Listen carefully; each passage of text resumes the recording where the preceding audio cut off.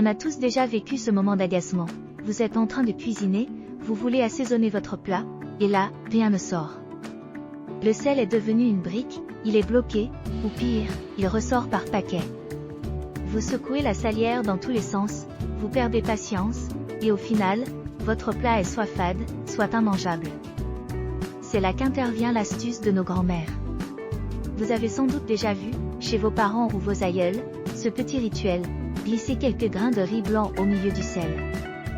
On pense souvent que c'est une vieille habitude sans fondement, une sorte de superstition culinaire. Mais détrompez-vous. Ce n'est pas de la magie, c'est de la science pure. Aujourd'hui, on ne va pas juste parler de sel et de riz. On va explorer comment maîtriser l'humidité dans votre maison pour transformer votre quotidien. Accrochez-vous, car après cette vidéo, vous ne verrez plus jamais votre placard à épices de la même manière. Pour comprendre pourquoi le riz sauve votre salière, il faut parler de chimie. Le sel de table est ce qu'on appelle un composé hygroscopique. En termes simples, il est littéralement amoureux de l'eau. Dès que l'humidité dans votre cuisine dépasse un certain seuil, les cristaux de sel commencent à absorber les molécules d'eau présentes dans l'air. Résultat, la surface des cristaux devient collante, ils se soudent entre eux, et vous vous retrouvez avec ce fameux bloc compact. Pourquoi le riz? Parce qu'il est, lui aussi, hygroscopique, mais d'une manière différente. Dans le cadre de votre salière, le riz agit comme un aimant à humidité.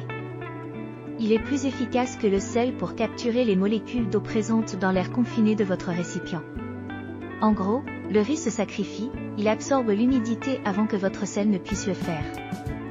Il agit comme un garde du corps qui protège la fluidité de votre sel 24 heures sur 24. Mais attention, il y a une manière de faire. Si vous remplissez votre salière à moitié de riz, vous allez ruiner votre assaisonnement. La règle d'or, c'est la modération. La dose parfaite? 10 à 15 grains de riz suffisent largement pour une salière standard. Privilégiez exclusivement du riz blanc, sec et non traité. Évitez les riz parfumés ou complets qui pourraient altérer le goût du sel. Et le cycle de vie est important, le riz n'est pas éternel. Il sature. Si vous vivez dans une zone humide, n'oubliez pas de changer ces grains une fois par mois. Si vous négligez cette étape, vous risquez d'introduire des impuretés dans votre sel. C'est un geste simple, qui ne coûte rien, mais qui change tout votre confort de cuisine. Le riz est l'arme ultime de l'humidité, et vous pouvez l'utiliser partout dans votre maison. Voici 3 protocoles que tout expert en maison saine devrait connaître. Premièrement, le sauvetage électronique. Votre téléphone tombe dans l'eau? Oubliez le sèche-cheveux, il risque de brûler les composants. Le riz est beaucoup plus doux, il absorbe l'humidité par capillarité profonde. Laissez-le 24 à 48 heures dans un récipient hermétique avec du riz, sans essayer de l'allumer. C'est la méthode la plus sûre. Deuxièmement, le tiroir à argenterie. L'humidité est l'ennemi numéro 1 de l'argent massif, elle le fait noircir à une vitesse folle. Un simple sachet en mousseline rempli de riz placé dans votre tiroir va absorber l'humidité et diviser par 2 la fréquence à laquelle vous devrez polir vos couverts. Troisièmement, le coffre à outils, c'est sans doute mon astuce préférée. Le métal des outils adore rouiller avec l'humidité d'un garage ou d'un sous-sol. Un sachet de riz dans votre boîte à outils est un investissement de quelques centimes qui peut sauver des outils coûtant des centaines d'euros. Ce qui est fascinant avec ces astuces de mamie, c'est qu'elles prouvent que les solutions les plus efficaces sont souvent les plus simples et les plus accessibles.